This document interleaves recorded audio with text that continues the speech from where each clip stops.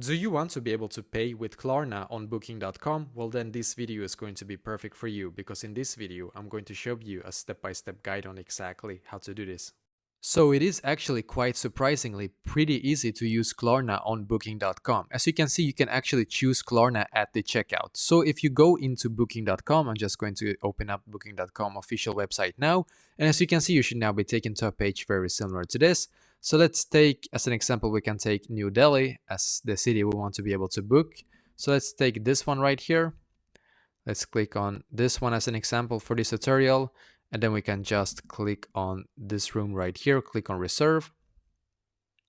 It's just going to load for us. So as you can see, you need to now enter your first name, last name, your email address, country, your phone number, as you can see. And they also actually ask you for like other informations as well. So just make sure that you fill out all of this right here like correctly, and then just click on the final details. So the final details is going to be that you can actually select the payment method that you want to be able to select.